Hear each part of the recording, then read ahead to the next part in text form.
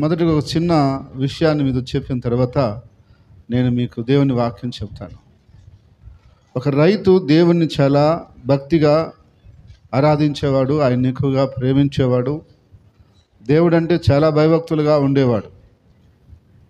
అయితే ఒకరోజు ఆయన పొలంలో ఉన్నప్పుడు వర్షాకాలం, అది వర్షం అప్పటికే చాలా భయంకరంగా ఉంది, పొలాలంతా కూడా నిండిపోయి ఉన్నాయి. కానీ ఆయన రైతు కాబట్టి పొలాలు చూసుకోవాలని వెళ్ళాడు. అయితే వచ్చేటప్పటికి వరదలు ఎక్కువైపోయినాయి, రావటానికి అవకాశం లేకుండా నీళ్లు ప్రవహించి పారుతూ ఉన్నాయి, కాలువలు ఎక్కువగా నీళ్లు పారుతూ ఉన్నాయి, దాటి రాలేని పరిస్థితులు ఆయన ఉన్నాడు. అప్పుడు ఆ విషయాన్ని ఎవరో గుర్తించి ఒక పడవని తీసుకొని పోయారట ఆయన కాడికి. అయితే ఆయన చెప్పాడట, నేను పడవ ఎక్కను, దేవుడే వచ్చి నన్ను తీసుకొని పోతాడు అని. ఏమన్నాడు? దేవుడే వచ్చి నన్ను తీసుకొని పోతాడు అని.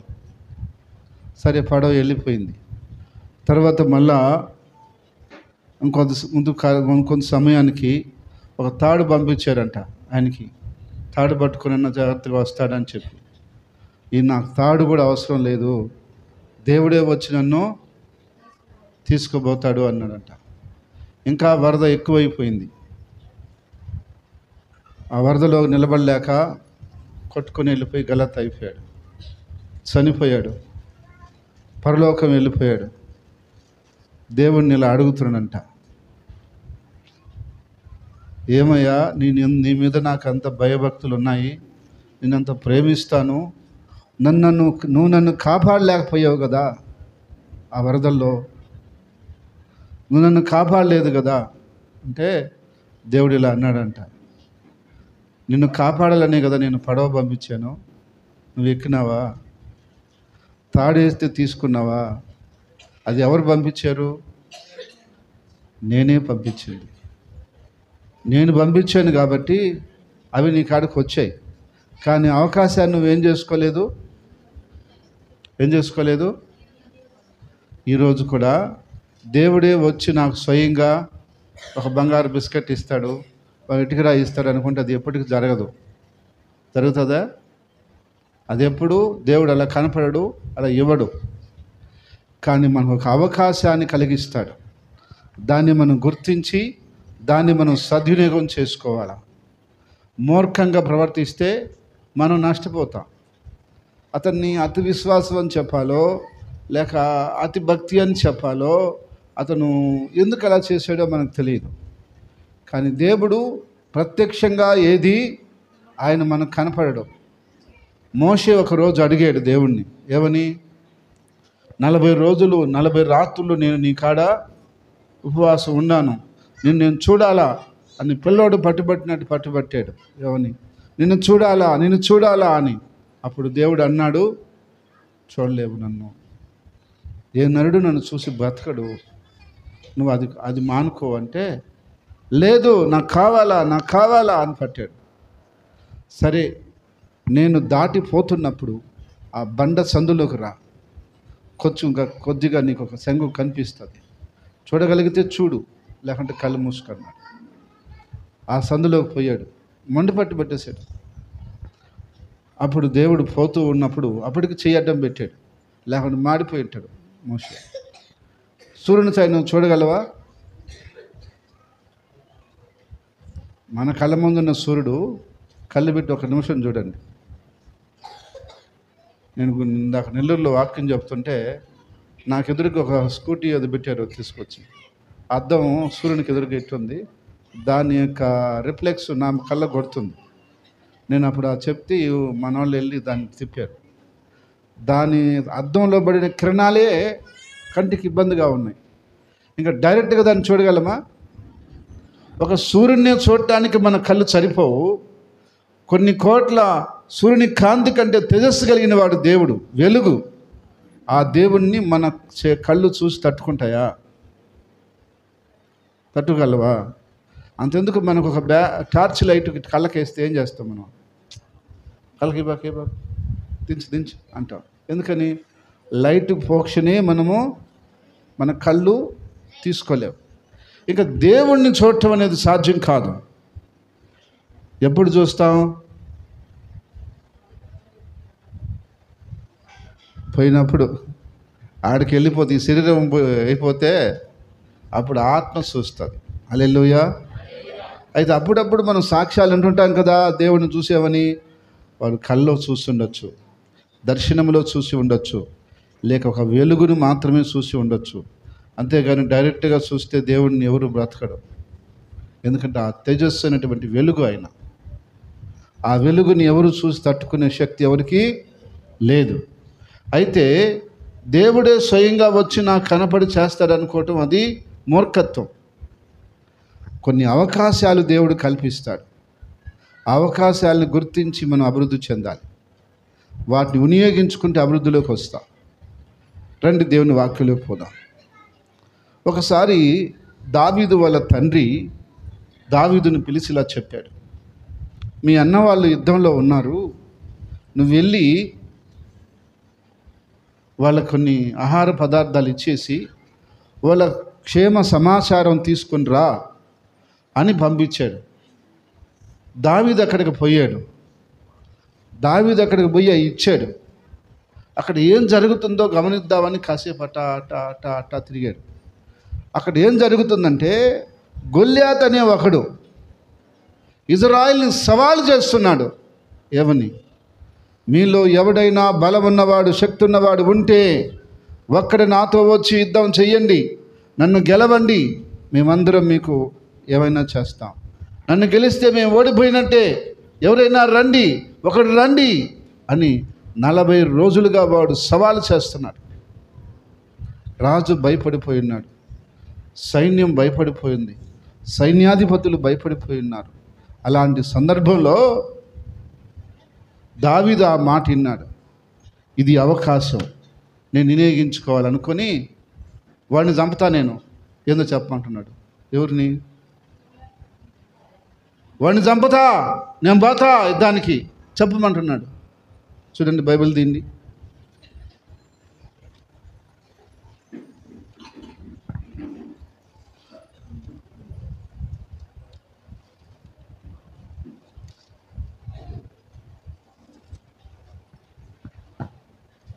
మొదటి సమూయేలు గ్రంథము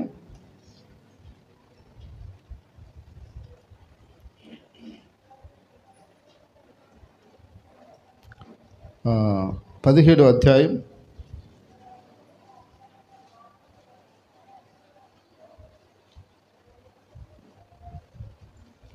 23వ వచనం నుంచి. అతడు వారితో మాట్లాడుచుండగా గాతు ఫిలిష్తీయుడైన గొల్యాతు అను శూరుడు ఫిలిష్తీయుల సైన్యములో నుండి వచ్చి పై చెప్పిన మాటల చొప్పున పలుకుగా దావీదు వినును. ఇజ్రాయిల్ అందరూ ఆ మనుషును చూసి మిక్కిలి భయపడి వాని ఎదుట పారిపోగా, ఇజ్రాయిలులో ఒకడు వస్తున్న ఆ మనిషిని చూస్తే నిజముగా ఇజ్రాయిలును తిరస్కరించుటకై వాడు బయలుదేరుచున్నాడు. వాడిని చంపిన వానికి రాజు బహుగా ఐశ్వర్యమును కలగజేసి తన కుమార్తె నుంచి పెళ్లి చేసి వాని తండ్రి ఇంట వారిని ఇజ్రాయిలులో స్వతంత్రునిగా చేయననగా, దావీదు జీవము గల దేవుని సైన్యమును తిరస్కరించుటకు ఈ సున్నత లేని ఫిలిష్తీయులు ఎంతటి వాడు, వారిని చంపి ఇజ్రాయిలులో నుండి ఈ నింద తొలగించిన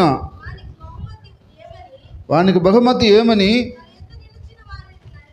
తన యొద్ద నిలుచున్న వారిని అడుగుగా, జనులు వాణ్ణి చంపిన వానికి ఇట్లిట్లు చేయబడునని అతనికి ఉత్తరం ఇచ్చిరి.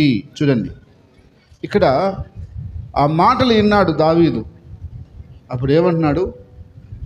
సున్నత లేనివాడు జీవం గల దేవుని ప్రజలను తిరస్కరిస్తూ ఉన్నాడు వాడు. వాడిని చంపుతా, ఏం చేస్తారు నాకు? వాడిని చంపితే ఏంది అని అడుగుతున్నాడు. వాడిని చంపితే రాజు గొప్ప ఐశ్వర్యం ఇస్తాడు, రాజు కుమార్తెనిచ్చి పెళ్లి చేస్తాడు, అటైతే నేను పోతా అంటున్నాడు. ఎవరు? అది వాళ్ళ అన్నోళ్ళు విన్నారు, కోపపడ్డారు. విని, ఏమిరా, ఏంది నీ మాటలు? బలవంతులైన వాళ్ళే గమ్ముగా కూర్చొని ఉంటే నేను బాతానంటావేంటి నువ్వు? నువ్వు ఎందుకు వచ్చావు ఇక్కడికి? నువ్వు ఏం మాటలు అనుకున్నావు? నువ్వు మాట్లాడుతున్న మాటలు పో అని తరివేరాన్ని. మళ్ళీ అటు పక్కకు పోయి ఇంకొకరిని పిలిచి వాడి మీదకి నేను బాతా అంటున్నాడు. ఆ నోట ఈ నోట ఆ మాట రాజుగాడికి వెళ్ళిపోయింది. ఏంది ఆ మాట ఒకసారి బయటికి వస్తే అది ఎంత దూరం వద్దో చెప్పలేము. ఒక్కోసారి మనిషికి దాటుకుని వెళ్ళిపోతూ ఉంటుంది. అయితే ఆ మాట అటు పోయి రాజుగాడికి పోయింది. రాజు విన్నాడు, అయ్యా ఒక యవనస్తుడు ఆ గొల్యాతుతో యుద్ధం చేస్తానంటున్నాడు, మీరు ఏమంటారంటే? మరి ఇంతమంది ఉండి భయపడిపోయి పిరికిగా మేము ఉంటే ఒక పిల్లవాడు అంటున్నాడా, వాడు కూడా రమ్మను అన్నాడు. దావీదుని పట్టుకొని వచ్చారు. చూస్తే అది మాత్రం యవనస్తుడు, నిండా 20 ఏళ్ళు కూడా లేవు. సరే, ఆశ్చర్యంగా ఉంది. కానీ అతను ధైర్యమా చిన్నగా లేదు, మాటలా ఇప్పుడు కొట్టేట్టున్నాడు. పోయి ఏంది వదిలితే పోయి కొట్టేట్టున్నాడు. అప్పుడు అడిగాడు రాజు, నువ్వు చూస్తే యవనస్తుడివి, అతను చూస్తే బాల్యం నుంచి యుద్ధాభ్యాసం చేసినవాడు, నువ్వు ఎలా పోయి వాడితో జయిస్తావు చెప్పు మాకు అన్నాడు. అదే మీ సందేహము? ఎలా జయిస్తానంటే, నా తండ్రి నాకు ఒక పని అప్పగించాడు, గొర్రెలను కాయమని. నేను గొర్రెలను కాస్తూ ఉండగా సింహము ఎలుగుబంటి వచ్చేసినాయి, మందలో పడి ఒక పిల్లని పట్టుకోబోతున్నాయి. ఇక నా గొర్రెలని చంపేస్తుంటే నేను ఊరుకుంటానా? నేను పరిగెత్తిపోయి ఆ సింహాన్ని, ఆ ఎలుగుబంటిని కొట్టి చంపినాను అన్నాడు. నువ్వు చంపావా? నేనేనండి, నేను చంపాను. సింహాన్ని ఎలుగుబంటిని కూడా చంపావా? చంపాను. నిజమా? నిజము. చూడండి ఏమంటున్నాడు.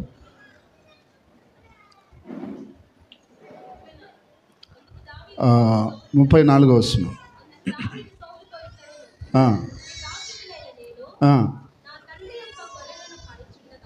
నా తండ్రి యొక్క గొర్రెలను కాయచుండగా, మైకి తీసుకొని చదవడం చదివేవాళ్ళు.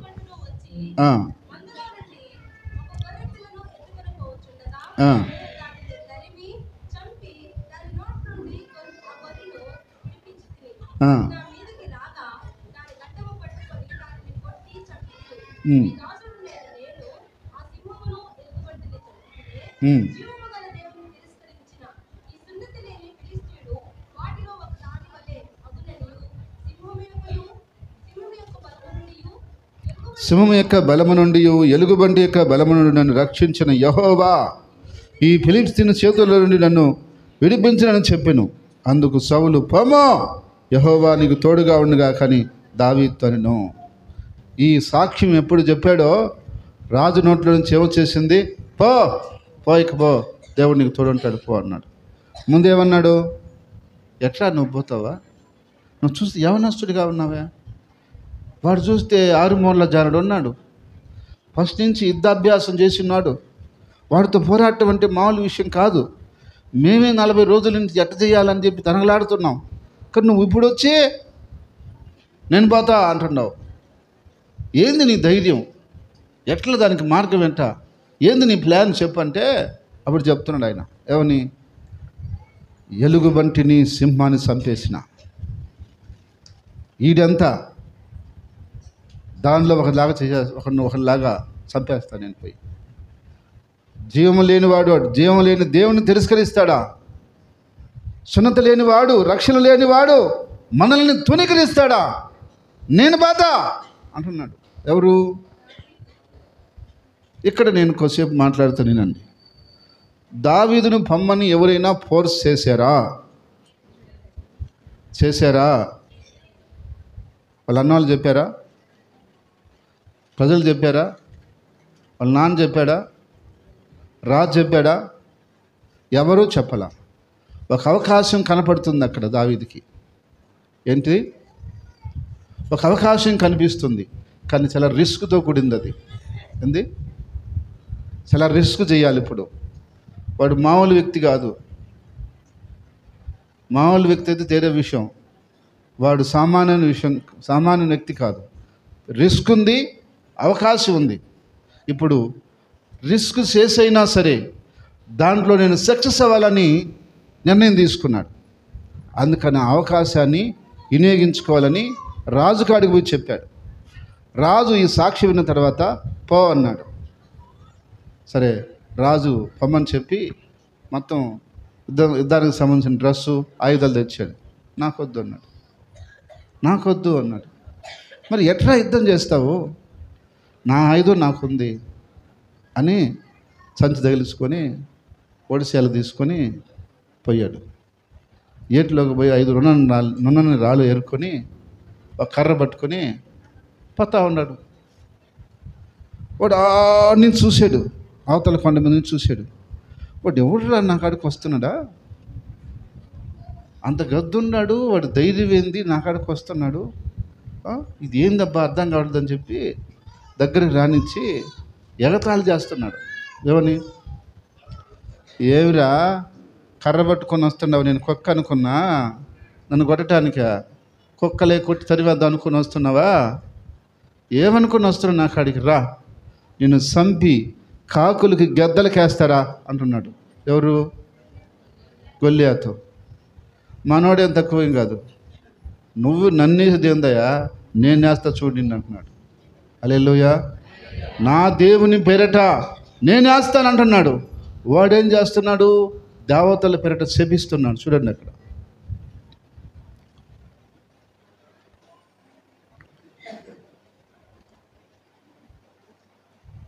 ఈ పక్క వచ్చేయండి, ఇక్కడ నుంచి చూద్దాం.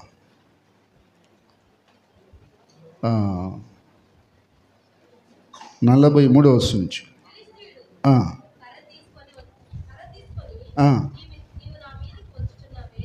నా మీదకి వచ్చుచున్నావే, నేను కుక్కనా అని దావీదుతో చెప్పి ఏం చేస్తున్నాడు? నా దగ్గరికి రమ్ము, నీ మాంసమును పక్షులకు మృగాలకు విచ్చేతులని ఆ ఫిలిష్తీయులు దావీదుతో అనగా ఏమంటున్నాడు చూడండి. దేవతల పేరట శపిస్తున్నాడంట. శపించడం అంటే ఏంది? శాపం పెడుతున్నాడు, తిడుతున్నాడు. తిట్టేవాడు ఎవడు? కొడితే కొట్టాలి మనిషిని, తిట్టేది ఏంది? తిట్టేదేంది? వాడు యుద్ధానికి వస్తున్నాడు, యుద్ధానికి వచ్చినప్పుడు పోయి ఏం చేయాలి? కొట్టును, జయించు. అయితే ఈడేం చేస్తున్నాడు? పోయి శాపాలు పెడుతున్నాడు, తిడుతున్నాడు. ఎవరికి? దావీదుకి. ఎందుకు తిట్టాలా? ఇప్పుడు నువ్వు బలవంతుడు అన్నావు, నేను ఈరుండి అని చెప్పావు, రాని పోట్లాడు. మళ్ళీ దేవతలను పేరు పెట్టి చూపించేది ఏంది? అంటే నీకు బలం లేదా? నీకు ఆడ శక్తి లేదా? దేవతల పేరు పెట్టి వాడిని ఏం చేస్తున్నాడు? దావీదుని శపిస్తున్నాడు, తిడుతున్నాడు. అంటే ఇతనికి ఆల్రెడీ అపజయము కనిపిస్తూ ఉంది. ఎవరికి? గొల్లియాతుకి అపజయము కనిపిస్తూ ఉంది. అతను వస్తున్నాడంటే ఏం బలం లేనిదే వస్తున్నాడు, ఎందుకు వస్తున్నాడని జంకిపోయాడు మనిషి. ఇప్పుడు ఏం చేస్తున్నాడు? తిట్టడం ప్రారంభిస్తున్నాడు, తిడుతూ శపిస్తున్నాడు. దావీదు ఏమన్నాడు చూడండి అక్కడ.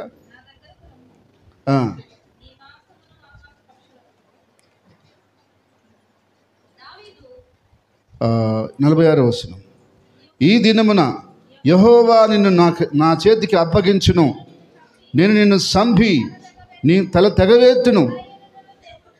ఇజ్రాయేలులో దేవుడు ఉన్నాడని లోక నివాసులందరూ తెలుసుకున్నట్లు నేను ఈ దినమున ఫిలిష్తీయుల యొక్క కళేబరములను ఆకాశ పక్షులకును భూముఖములకును ఇత్తును. దావీదు ఏమని చెప్తున్నాడు? ఈ దినమున ఇజ్రాయేలుతో దేవుడు ఉన్నాడు అనే విషయం నువ్వు తెలుసుకోబోతున్నావు. మాతో మా దేవుడు ఉన్నాడని ఈరోజు మా దేవుడు నిరూపించబోతున్నాడు. నిన్ను మా దేవుడు నా చేతికి అప్పగిస్తాడు, నీ తల తెగవేస్తాను ఏమంటున్నాడు? నీ తలను తెగవేస్తాను, ఫిలిష్తీయుల యొక్క కళేభారాలని ఈరోజు నేను ఆకాశ పక్షులకు భూముఖాలకు వేసేయబోతున్నాను అన్నాడు. ఏం తక్కువేం లేదు. వాడు శపిస్తున్నా ఇతడేం శపించలా. అతనేం చేస్తున్నాడు? జయాన్ని ప్రకటిస్తున్నాడు, నా దేవుడు కార్యాన్ని చేయబోతున్నాన్ని ప్రకటిస్తున్నాడు. అయితే అతనికి వణుకు మొదలైపోయింది, దడబుట్టేసింది. ఎవడు భయపడతాడండి? దొంగ తప్పు చేసినప్పుడు ముందు దబాయిస్తాడు. ఏమని? నేనేం చేశాను, అట్టే చేశాను అంటాడు.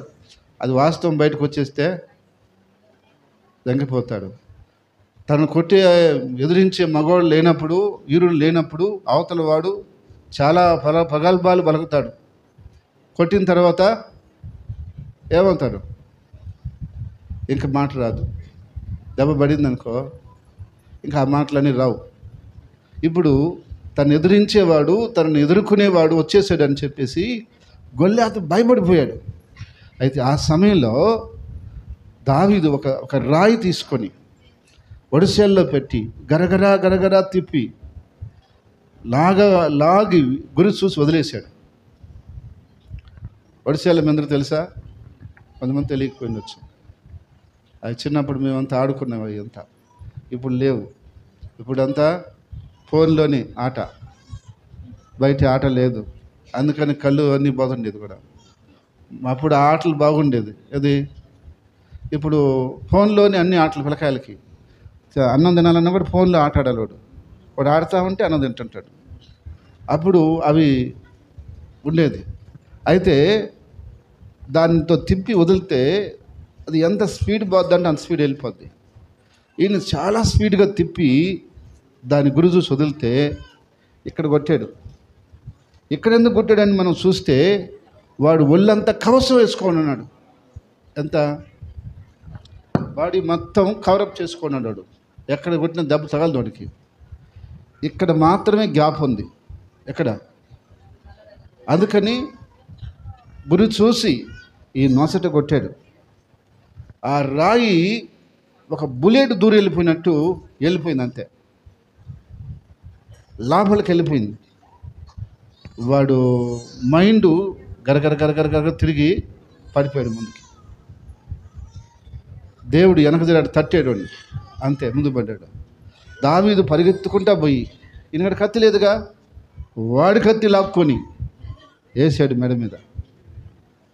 ఆ మెడ తెగి అవతల పడింది. ఇంకా వెనకాల ఉన్నారే వాళ్ళు పరిగెత్తడంలో దావీదు కాడికి, ఎట్ట కొడతావరా అని రావట్లే. ఓయమ్మ మన చంపేస్తా, నీళ్ళు బరుగో ఎట్ట. వీళ్ళు వెనక్కి రివర్స్ వెళ్ళిపోతూ ఉన్నారు. దావీదు ఆ తలెట్ట పట్టుకున్నాడు. చూడు, అవతలు ఉండే వాళ్ళకి భయపడిన పిరికి వాళ్ళందరికీ ఇంక అప్పుడు వచ్చింది బలం, పౌరుషం. పండ్రా, ఇప్పుడు పండ్రా, మనోడు వేసేటి పండ్రా అని లేచి వీళ్ళు కత్తులు ఎత్తుకొని అప్పుడు దూకుతున్నారు. ఎక్కడికి? వెళ్ళే వాళ్ళ మీదకి. వెళ్ళే వాళ్ళని కొట్టడం ఎంత ఈజీ. పారిపోయే వాళ్ళని కొట్టి ఎవడైనా కొడతాడు. తిరుక్కున్నప్పుడే కొట్టలేము. వాళ్ళు వెళ్తూ ఉన్నారు పాపం ప్రాణభీతితో. అప్పుడు పోయి వాళ్ళని తొడుగున కొట్టి చంపుతున్నారు. అప్పుడు కొట్టి చంపి తప్పించుకోవడం బాగా మిగతా వాళ్ళని చంపేసి అందరూ బయటకు వస్తున్నారు. అప్పుడు దావీదుకి ఏమైందంటే గొప్ప కీర్తి వచ్చింది. అంటే ఇప్పుడు భాషలో చెప్పాలంటే ఒక గొప్ప సెలబ్రిటీ అయిపోయాడు ఆయన. ఆయన గురించి ఏమని పాడుతున్నారంటే, దావీదుకు 10,000, సౌలుకు 1,000 అని పాడుతూ ప్రారంభించాడు. ఇంకా అక్కడి నుంచి ఆయన స్టారు తిరిగిపోయింది. ఎవరిది? ఇంకా దావీదు అంటే ఇజ్రాయేల్ దేశం మొత్తం, చుట్టుపక్కల దేశాలు మొత్తం పేరైపోయినాడు. ఉన్నాయన దావీదు గొల్లియాతును చంపేశాడంట, దావీదు గొల్లియాతును చంపేశాడంట అని పేరైపోయింది. ఇంకా అక్కడి నుంచి దావీదు మాటన్నా, దావీదు ఇదన్నా అడలైపోయింది. ఇంకా అక్కడి నుంచి దావీదు చరిత్ర డెవలప్ అవుతూ వచ్చింది. దావీదు డెవలప్మెంట్కి ముందుకు పోతా వచ్చాడు. ఆ అవకాశాన్ని దావీదు ఉపయోగించుకోపోయి ఉంటే వాళ్ళు అన్నోళ్ళలాగా ఆయన కూడా ఏడాది ఒకటి ఉండేవాడు. కాబట్టి దేవుడు మనకు కొన్నిసార్లు దేవుడు ఏం చేస్తాడంటే అవకాశాలు చూపిస్తాడు. ఆ అవకాశాలని మనం గుర్తుపట్టి వినియోగించుకోవాలి. నాకు దేవుడు ఏం చేయలేదు అనకూడదు. దేవుడే కొన్ని అవకాశాలు మనకు కలగజేస్తాడు. ఇక్కడ ఇంకొక మాట కూడా మీకు చెప్పాలా, పాపం చేయటానికి కూడా సైతాన్ అవకాశాలు కలగజేస్తాడు. అప్పుడు మళ్ళీ అవకాశాలను గుర్తుపెట్టి పాపం చేస్తారేమో. అది కాదు, పాపం చేయటానికేమో అవకాశం చూపిస్తాడు. ఏసేపుకి పొతీఫరు భార్య ఏం చెప్తుంది, నాతో పాపం చెయ్యి, నీకేం భయంలే, నేను చూసుకుంటా, నేనుండా అని అవకాశం కలిగిస్తుంది ఆయనకి. కానీ అది సైతాను చూపించే అవకాశాలు. పాపం చేయటానికి సాతాను మనకు అవకాశం కల్పిస్తుంది, బాగుపడటానికి దేవుడు మనకు అవకాశం కల్పిస్తాడు. అయితే అవకాశాలను చూసి గుర్తుపట్టి మనం పనిచేయటం నేర్చుకోవాలా, ముందుకు బాటం నేర్చుకోవాలా. అయితే అవకాశం వచ్చిన వాడు, ఆ రైతు ఏమన్నాడు, నేను పడవెక్కను, దేవుడే వస్తాడు నన్ను కాపాడుతున్నాడు. రాలా, తాడేసినా రాలా, లాస్ట్కి గలత్ అయిపోయినాడు. దేవుడు మనకు అవకాశం కల్పించినప్పుడు, ఒక పిలుపు మనకిచ్చినప్పుడు దాన్ని గుర్తించేటువంటి జ్ఞానం మనకు కావాలి. హల్లెలూయా, హల్లెలూయా. చూడండి, అపోస్తలుల కార్యాలు 17వ అధ్యాయం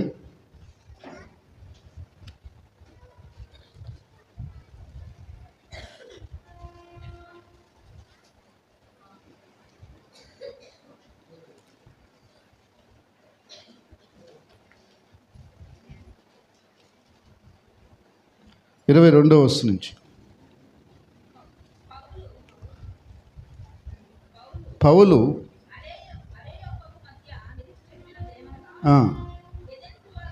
ఏథెన్సు వారలారా, మీరు సమస్త విషయంలో అతి దేవతా భక్తి గలవారై ఉన్నట్టు నాకు కనబడుచున్నది. నేను సంచరించి మీ దేవతా ప్రతిమలను చూస్తుండగా ఒక బలిపీఠము నాకు కనబడెను. దాని మీద తెలియబడిన దేవునికి అని రాయబడి ఉన్నది. కాబట్టి మీరు తెలియక దేని యందు భక్తి కలిగి ఉన్నారో దాన్నే నేను ప్రచురము చేయుచున్నాను. చాలు. ఇక్కడ ఏథెన్స్ పట్టణంలో పౌలు సువార్త చేయాలని ప్రయత్నం చేస్తూ ఉన్నాడు. ఆ ప్రజలకి దేవుని గురించి చెప్పాలని ప్రయత్నం చేస్తూ ఉన్నాడు. ఆ పట్టణం అంతా తిరుగుతూ ఉన్నాడు. తిరుగుతూ ఉన్నప్పుడు ఎట్లా మొదలు పెట్టాలా, ఎట్లా చెప్పాలా, ఏ విధంగా చెయ్యాలా అని ఆయన ఆలోచిస్తుండగా ఆయన కంట్లో ఒకటి పడింది. ఏంటంటే ఒక ప్రతిమ కనిపించింది. దాని మీద ఏం రాసిందంటే తెలియబడని దేవునికి అని రాసింది. ఓహో, మంచి ఛాన్స్ నాకు వచ్చింది అనుకుని వెంటనే ఆ నిలబడి అందరిని పిలిచాడు. ఏథెన్సు ప్రజలారా, మీరందరూ రండి అన్నాడు. అందరూ వచ్చారు. మీరు చాలా భక్తి గలవారని నేను గుర్తిస్తున్నాను. నిజమేనయ్యా, మేము భక్తి గలవాళ్ళని. మీరు చాలా భక్తి ఉంది మీకు. అవునయ్యా, భక్తి ఉంది మాకు. కానీ మీరు భక్తి కలిగి ఉన్నారు, కానీ దేవుడు ఎవరో తెలియక ఉన్నారు. మీరు ఎట్లా చెప్తారు? ఆడేం రాస్తుంది చూడండి, తెలియబడిన దేవుడికి అని రాస్తుంది. అవునయ్యా, మాకు తెలియబడిన దేవుడికి. దేవుడు అంటే భక్తి ఉంది, కానీ మాకు ఇంకా ఎవరో పూర్తిగా తెలియదయ్యా, క్లారిటీ లేదయ్యా. మాకు భక్తి ఉంది కానీ క్లారిటీ లేదు, అందుకని భక్తి చేసుకొని పోతున్నాం అన్నారు. ఈరోజు కూడా మన దేశంలో ఉండే భక్తి ఎక్కర్లేదు. ఒక వ్రతం పోతే ఇంకో వ్రతం రెడీగా ఉంటుంది ప్రజలు చేయటానికి. కానీ భక్తి పేరిట ఆడవాళ్ళకి మగవాళ్ళకి తీరికే ఉంటుంలే, భక్తి చేస్తానే ఉంటున్నారు. కానీ ఎవరికి చేస్తున్నారు? తెలియబడిన దేవునికి ఏదో ఒక పేరు పెట్టుకుని అదే దేవుడు అనుకొని దానికి చేసుకుంటున్నారు. కానీ సత్యం తెలియదు. కానీ పౌలు ఏం చేశాడంటే, మీకు భక్తి ఉంది కానీ ఎవరో తెలియదు, తెలియబడిన దేవుడు అని రాశారు కదా, ఆ దేవుడు నాకు తెలుసయ్యా. తెలియబడిన దేవుడు అంటున్నారు కదా మీరు, ఆయన నాకు తెలుసు. నీకు తెలుసా? నాకు తెలుసు, నేను చెప్తాను. చెప్తావా? చెప్పైతే మీరందరూ వినండి అని చెప్పి ఇంకా అక్కడి నుంచి మీరు చదివితే చెప్తాడు, స్టార్ట్ చేస్తాడు. జగత్తు పునాది మొదలుకొని దేవుడు ఏ విధంగా వచ్చాడు, ఏ విధంగా చేశాడు, అసలు ఏం జరిగింది అనే విషయాలన్నీ దేవుని గురించి చెప్తాడు. సువార్త మొత్తం క్షుణ్ణంగా చెప్పేస్తాడు. చెప్పేసిన తర్వాత ఆ పట్టణంలోని ప్రజలందరూ కూడా యేసు ప్రభు దేవుడు, యేసు ప్రభు దేవుడు అని విశ్వసిస్తారు. హల్లెలూయా, హల్లెలూయా. ఇప్పుడు మనం ఒక విషయాన్ని గమనించాలి. పౌలు అక్కడ ఏం చేశాడు? ఏం చేశాడు? ఎవరన్నా చెప్పారా పౌలుకి? మా ఊర్లో ఒక పతిమ ఉంది, ఆడ తెలియబడిన దేవుడని రాసుంది, ఆడికొచ్చి చూసి దాన్ని గుర్తుపట్టి నువ్వు చెప్పాలా అని చెప్పారా? చెప్పలేదు. సరే, అక్కడ ఉన్నటువంటి ప్రజల్లో ఎవరైనా తీసుకెళ్ళారా ఆడికి? లేదు. అయితే ఆయన ఎతుకులాడుతున్నాడు. ఆయన ఎతుకులాటలో ఆయన దృష్టిలో పడింది అది. ఏమని? తెలియబడిన దేవునికనే ప్రతిమ కనిపించింది. ఆ అవకాశాన్ని తీసుకున్నాడు. ఇంకా సువార్త ప్రారంభించాడు. ఈ పట్టణంలో అనేక మందిని రక్షించాడు. ఆ పట్టణంలో చాలా ఇది ఉంది. ఆ పట్టణంలో ఎక్కువగా బొమ్మలు చేసుకుని అమ్ముకునే కంసాలు ఉన్నారు. ఎవరు? విగ్రహాలు చేసుకుని అమ్ముకునే కంసాలు ఉన్నారు. వాళ్ళకి ఈయనకి పెద్ద వివాదం కూడా జరుగుతుంది. అయినప్పటికీ దేవుడు గొప్పగా అక్కడ వాళ్ళని మారుస్తాడు. ఎలాగ చేశాడు ఆయన అంటే అవకాశాన్ని వినియోగించుకున్నాడు. ఈరోజు దేవుడు మన ముందు కూడా కొన్ని అవకాశాలు పెట్టినప్పుడు వాటిని గుర్తించే బాధ్యత మనకు ఉండాలి. ఆ జ్ఞానం మనకు ఉండాలి. అది గుర్తిస్తే మనం ఏం చేయాలి?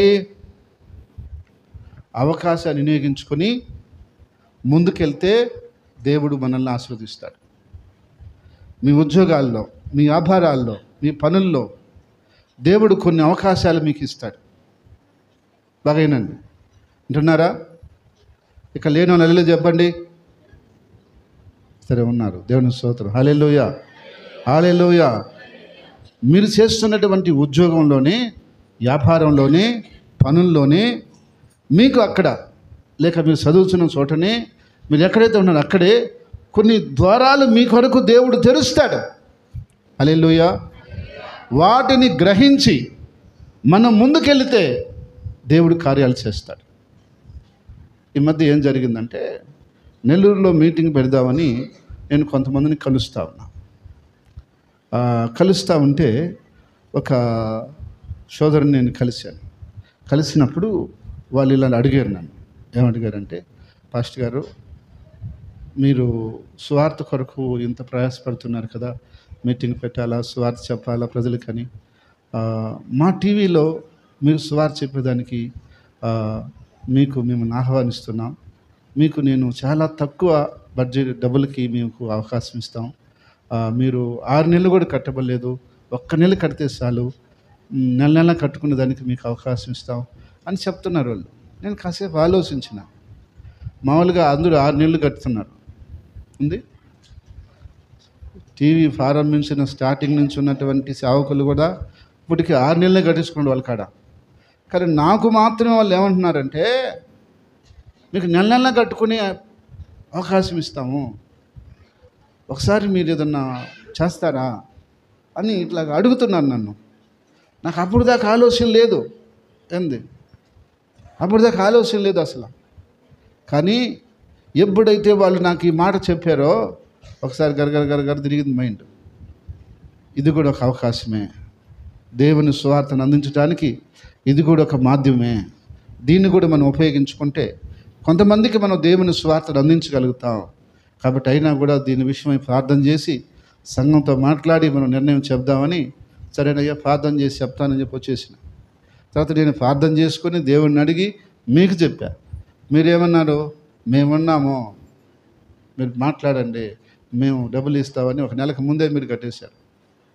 అంటే వాళ్ళు చెప్పిన అవకాశాన్ని నేను గుర్తుపట్టాను, అది నేను స్టార్ట్ చేశాను. ఇంకా దేవుడు దాన్ని కొనసాగిస్తాడు. హల్లెలూయా, హల్లెలూయా. విత్తనం వేసిన వెంటనే ఫలితం రాకపోవచ్చు, కానీ దాని ఫలాలు కొద్ది రోజుల తర్వాత మనం చూస్తాం. అయితే వాళ్ళు మనకు ఆ విధంగా చెప్పినా కూడా నా వల్ల కాదండి, నేను చెప్పలేను అని అనకూడదు. నేను అన్నానంటే ఏంటి? వాళ్ళు నాకు అవకాశం ఇస్తున్నారు, కానీ నేను దాన్ని నేనేం చేయాలి? దేవుని కొరకు ఉపయోగించుకోవాలి. హల్లెలూయా, హల్లెలూయా. ఆ విధంగా ఏదైనా మనకు అవకాశం వస్తే, నేను ఎగ్జాంపుల్గా చెప్పాను, ఇలాంటి ఎప్పుడు వచ్చినా నేను వదులుకోను. నేను ఒక చర్చికి పాంప్లెట్ ఇవ్వడానికి పోయా. ఇప్పుడు సండే ఈవినింగ్ ఆరాధన జరుగుతుంది అక్కడున్న ఒక సేవకుడు అడిగాడు, సార్ మీరు వచ్చారు కదా, మా వాళ్ళకి కొంచెం వాక్యం చెప్తారా అని అడిగాడు. నేను ఇంకా చాలామంది కలవాలి అప్పుడు టైంలో. ఎంతసేపు పడుతుంది మీరు కూడా అంటే 9కి ముగిస్తూ ఉన్నారు. వాక్యం 8 గంటలకు స్టార్ట్ అవుతుందండి. 8:30కి స్టార్ట్ చేస్తూ ఉన్నాను. 8:30కి నేను వచ్చేస్తాను, మీరు పాడుతూ ఉండండి పాటలు అని చెప్పి ఒక 5 నిమిషాల ముందే వెళ్ళిపోయినా. నేను వెళ్ళి వాక్యం చెప్తున్న వాళ్ళకి వాళ్ళ పాస్టర్ పరిగెత్తుకుని వచ్చాడు. ఎందుకు ఊరి ఆయన ఎవరు ఆయన వచ్చి వాక్యం చెప్తున్నాడు, ఆయన చెప్తే మన వాళ్ళు వెళ్ళిపోతాడేమో అని చెప్పి వచ్చేసాడు ఆయన దాని నుంచి. అంటే ఎందుకు నేను వాక్యం చెప్పానంటే, నేను ఆ రోజు చెప్పిన వాక్యం వాళ్ళు కొంతమంది బలపడ్డారు. దేవుడు కొరకు ఏ అవకాశం వచ్చినా దాన్ని నేను పోనీను, దాన్ని ఉపయోగించుకోవడానికే ప్రయత్నం చేస్తా. ఎందుకంటే ఒకసారి పుడతాం, ఒకసారి చచ్చిపోతాం. ఇక మళ్ళా జన్మ లేదు, మళ్ళా చేసేది లేదు. ఏది చేసినా ఈ భూమి మీద ఉన్నప్పుడే చేయాలి. ఆ తర్వాత నువ్వు చేయాలనుకున్నా చేస్తావా? ధనవంతుల్లా ఆడపోయి ఏమంటున్నాడు, పాతాళంలో పోయి, నాకు ఒకసారి అవకాశం ఇస్తే పోయేసి నేను వదిన మా వాళ్ళకి చెప్పుకుంటానన్నాడు. ఇంకా వచ్చేది అవకాశం. ఒకసారి జన్మ, ఈ జన్మలో నువ్వేం చేయగలవని చేసేసేయాల. ఈ ఉన్న వయసులోనే నువ్వేం చేయగలని చేసేసేయాల. వయసు దాటిపోయినా నువ్వు తిరగలేకపోయినా ఆ తర్వాత చేయాలనుకోవచ్చు, నువ్వు కోరిక కలిగితే అది చేయాలని, శరీరము సహరించదు. అందుకని చాలామందిని కూడా అడుగుతున్నారు, సార్ ఇప్పుడే కదా నువ్వు గూడూరు నుంచి వచ్చావు, మళ్ళీ నెల్లూరులో ఇంతలోకి వచ్చేసావు అంటే, దేవుడు 2 బాధ్యతలు పెట్టున్నాడు నాకు. అది ఆయన పెట్టాడు, నేను చేయాలి. నాకు వయసున్నంత వరకు, ఓపుకున్నంత వరకు నేను పరిగెత్తుతూనే ఉంటా. ఒకవేళ నేను పరిగెత్తలేనప్పుడు నేను చెప్తా, నేను పరిగెత్తలేకున్నానని. కానీ ఇప్పుడు వరకు నాకు ఆయన వయసు ఓపిక ఉంచేటంత వరకు ఎంత పనైనా రాత్రి పొగులైనా నేను చేస్తూనే ఉంటా. మొన్న మేము మీటింగ్లు అప్పుడు వాల్ పోస్టులు అతికించడానికి అన్నవాళ్ళు రమ్మన్నా, కానీ నేను కూడా వాళ్ళతో కలిసి వాల్ పోస్టులు అంతా అతికించాను రాత్రి అంతా. అది దేవుడి పని. నేను వాక్యం చెప్పేవాడిని, నేను ఎందుకు వాళ్ళకి అతికిస్తాను అనేది లేదు. అది చిన్న పని అయినా పెద్ద పని అయినది నా దేవుని పని, అది నేను చేస్తా. నాకు నామోస లేదు, సిగ్గు లేదు, ఏం లేదు. నా దేవుడి కోసం ఏం చేయడానికైనా నేను సిద్ధంగానే ఉంటాను. హల్లెలూయా, హల్లెలూయా. ఎందుకంటే అది ఒకరోజు దేవుడు చూస్తాడు, మన కష్టాన్ని, మన ఫలాన్ని దేవుడు చూస్తాడు, ఆయన మనకు ఫలం ఇస్తాడు. కొంతమందికి చెప్పేవనుకో, ఆ పని నేను చేయనన్నా, అది నాకు చేత కాదులే. సరే మనకి ఏది చేతొచ్చో, పెద్ద పనులు ఎత్తేదని చెప్పు, చేస్తాం. దేవుడి పని పెద్దదైనా చిన్నదైనా అది దేవుడి పనే. హల్లెలూయా. అవకాశం వచ్చినప్పుడు దాన్ని ఏం చేయాలి? ఈరోజు నీకు దేవుడు అవకాశం ఇస్తున్నప్పుడు దాన్ని నువ్వు వినియోగించుకోకపోతే అవకాశం మళ్ళా నీకు రాకపోవచ్చు. అవకాశం మళ్ళా రాకపోవచ్చు. మళ్ళా మన కోసం అవకాశం వస్తుందని చెప్పలేము, ఆ టైం మళ్ళా వస్తుందని చెప్పలేము. అది దాటిపోయిందంటే మళ్ళీ నీకు ఇంకొకరికి వెళ్ళిపోద్ది.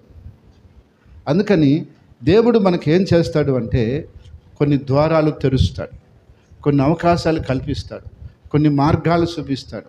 ఆ మార్గాల్ని గుర్తుపట్టి జాగ్రత్తగా మనం ముందుకెళ్ళి అభివృద్ధి చెందాలి. హల్లెలూయా, హల్లెలూయా. అలా కాకుండా మూర్ఖంగా ప్రవర్తించి నాకొద్దు, నేను చెయ్యను అని అనుకున్నాం అనుకో, ఎవరికి నష్టం? ఇప్పుడు వాడికి పడవ పంపించినాడు రైతుకి, ఎక్కచ్చుగా. దేవుడిచ్చిన అవకాశాన్ని ఉపయోగించుకోవాలి. ఒకసారి ఒక పెంతెకోస్తు సంఘంలో ఏం జరిగిందంటే, అంటే ఎందుకు పెంతెకోస్తు అని చెప్పానంటే, వాళ్ళు కొన్ని రాంగ్ టీచింగ్ చేస్తారు కాబట్టి చెప్తున్నా. కొన్ని విశ్వాసమైన మాటలు, కొన్ని విశ్వాసం కళలు వాళ్ళలో ఉన్నాయి, కొన్ని రాంగ్ టీచింగ్ ఉంది. ఎట్లా అంటే, హాస్పిటల్కి పోకూడదు, దేవుడే స్వస్థపరుస్తాడు అని చెప్తాడు. దేవుడే స్వస్థపరుస్తాడన్న మాట మంచిదే, హాస్పిటల్కి పోకూడదు అన్న మాట రాంగ్, అది తప్పుడు బోధ. ఒక అమ్మాయికి సీరియస్ అయిపోయింది, చచ్చిపోతుంది. ఆ అమ్మాయి అక్కడ చెప్పిన బోధన బట్టి హాస్పిటల్కి పాల. ఒక ఆయన పెద్ద ఆయన, వాళ్ళు తెలిసిన ఆయన మనిషి వచ్చి, పెద్ద మనిషి, డబ్బులు లేక పాపం బిడ్డను హాస్పిటల్కి తీసుకోబోలేదేమో, నేను డబ్బులు పెడతానని చెప్పి ఇంటికి వచ్చి బతిలాడితే, మాకు నువ్వు పెట్టబల్లే, మాకొద్దు అని చెప్పేసి అట్టే చచ్చిపోయింది అమ్మాయి. అప్పుడు ఆయన అడుగుతున్నాడు, మీరు ఆ అమ్మాయిని ఇంట్లో పెట్టుకుని చంపేశారు కదా, ఒకవేళ హాస్పిటల్కి పోయింటే ఏమన్నా బాగయ్యిందేమో, ఎందుకు మీరు చేయలేకపోయారని. అంటే అది కరెక్ట్ కాదు, ఆ బోధ కరెక్ట్ కాదు. హాస్పిటల్లో పోవద్దనే మాట కరెక్ట్ కాదు. హాస్పిటల్ ఎవరు సృష్టించారు? దేవుడు. బైబిల్లో మనం చూస్తే యేసు ప్రభే మట్టి వేసి కళ్ళ మీద పూసి స్వస్థపరుస్తాడు, మాట ద్వారా స్వస్థపరుస్తాడు, చెయ్యి పెట్టి స్వస్థపరుస్తాడు. ఇజికియాకి బాగలేకపోతే అంజూరపు ఆకు దెమ్మని దాన్ని దంచి ముద్ద చేసి పుండి మీద పూసితే స్వస్థపడతాడు. ఆయుర్వేదం మందు. ఏం దేవుడు చెప్తే బాగైపోద్ది కదా. రెండు పెట్టాడు దేవుడు. విశ్వాసం ఉన్న వాళ్ళు ఉంటారు, విశ్వాసం లేని వాళ్ళు ఉంటారు. విశ్వాసం ఉన్న వాళ్ళు ప్రార్థన చేసుకొని బాగైపోతారు అనుకోండి. విశ్వాసం లేని వాళ్ళ సంగతి ఏంది? ఇప్పుడు ఎట్ట బాగుపడాలా? వాడికి కూడా ఒక అవకాశం దేవుడు చూపించాడు. దాన్ని వినియోగించుకుని తప్పేంది? ఒక మనిషి ఇంటికి వచ్చి నేను డబ్బులు పెడతాను రండి హాస్పిటల్ కంటే పోవద్దా? పోవద్దా? వాళ్ళు పోకుండా ఏం చేసినారు? మా పాస్టర్ చెప్పినాడు అని చెప్పేసి పోకుండా ఆగిపోయారు, చచ్చిపోయింది. ఇప్పుడు ఎవరికి అవమానం? ఇప్పుడు హాస్పిటల్కి పోయినా చచ్చిపోయిందంటే ఎవరు ఏమనరు. అప్పుడు ఇంకేదో టైం అయిపోయింది అని ఉంటారు, కానీ కావాలని చంపేశారనే మాట రాదు. అప్పుడు ఇలా చేశారనే మాట, దేవునికి అవమానమైన మాట వచ్చిండేది కాదు.